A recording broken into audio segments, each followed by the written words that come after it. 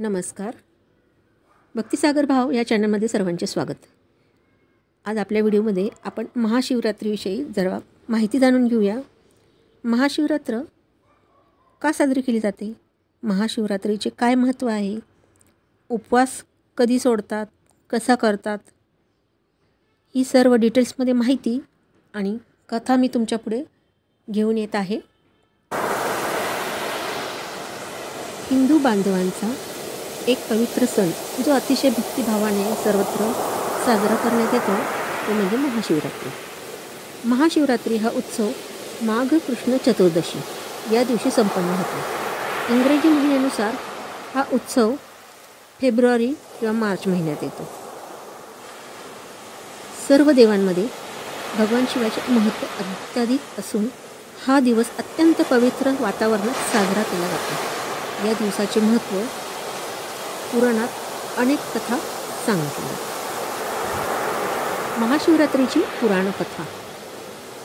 ज्यावेळी समुद्रमंथन झाले त्यात सृष्टीशी निगडीत सर्व महत्त्वपूर्ण गोष्टींची निर्मिती झाली, परंतु त्याचवेळी समुद्रमंथनातून हलाहल विष देखील बाहेर आले. या विषात ब्रह्मांडाला नष्ट करण्याची ताकद होती आणि या विषाला नष्ट करण्याची क्षमता केवळ भगवान शिवांमध्येच होती. त्यामुळे त्यांनी हे हलाहल विष प्राशन करून ब्रह्मांडाला वाचवले. पण विष प्राशन केल्यामुळे त्यांचा कंठ निळा झाला व संपूर्ण देहाचा दाह होत होता. वैद्यांनी भगवान शिवांना संपूर्ण रात्र जागून काढण्याचा उपाय सांगितला. सर्व देवांनी भगवान शिवांना बरे वाटावे म्हणून रात्रभर गायन आणि नृत्याची व्यवस्था केली. सकाळी महादेवांनी सर्वांना आशीर्वाद दिला. या संपूर्ण घटनाक्रमामुळे सृष्टी वाचली म्हणून या दिवसाला महाशिवरात्री असे म्हटले जाते. अंगाच्या होत असलेल्या दाहामुळे भगवान शिवांनी या दिवशी तांडव नृत्य देखील केले होते. महाशिवरात्री या दिवशी भाविक संपूर्ण दिवस उपवास करतात. भगवान शिवांचे शिवलीलामृत, महारुद्र, भजन, गायन इत्यादींचे आयोजन केले जाते. भगवान शिवाचे दर्शन घेऊन त्यांचा कृपाप्रसाद मिळवण्याकरता आराधना केली जाते. 12 ज्योतिर्लिंग ज्या ज्या ठिकाणी आहे तेथे तर लाखोंच्या संख्येने भाविक महाशिवरात्रीला दर्शन घेण्याकरता जमा होतात. भगवान शिवाचे ज्या ज्या ठिकाणी तीर्थक्षेत्र आहेत तेथे मोठमोठ्या यात्रा भरतात. शिवशंकराला 108 बेल वाहून शिवनामावली देखील उच्चारली जाते.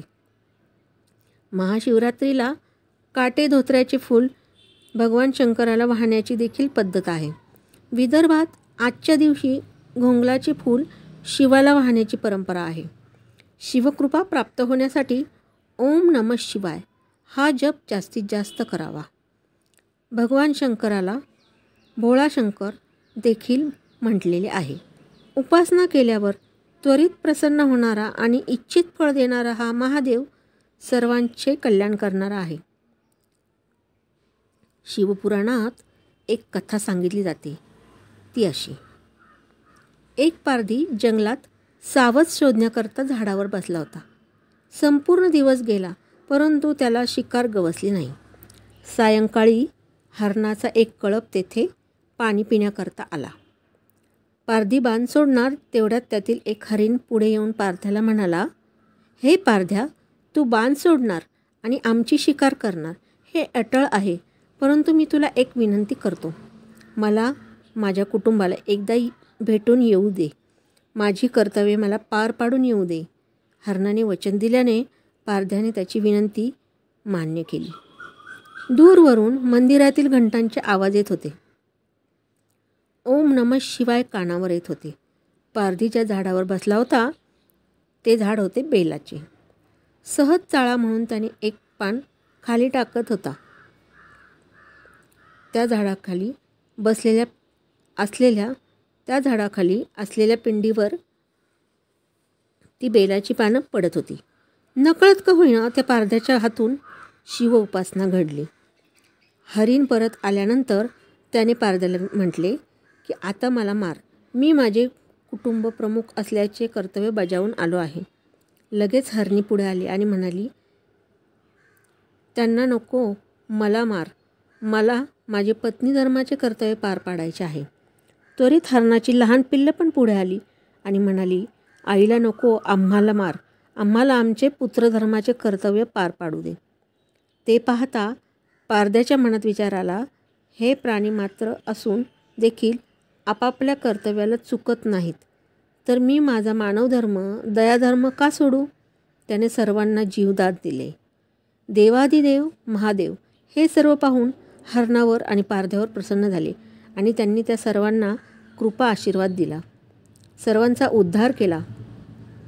हरिणाला मृग नक्षत्र म्हणून एक व पारध्याला व्याघ्र नक्षत्र म्हणून अवकाशात नेहमी करता स्थान दिले.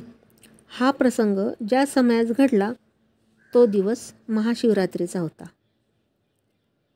आता आपण जाणून घेऊया शिवरात्रीचा उपवास कधी सोडतात. महाशिवरात्रीच्या रात्री किंवा दुसऱ्या दिवशी उपवास सोडावा. उपवासाचा परिणाम आपल्या मनावर आणि आपल्या सजगतेवर होतो. म्हणून इस्लाम, ख्रिश्चन, हिंदू आणि जैनसह सर्व धर्मामध्ये उपवास सांगितले आहेत.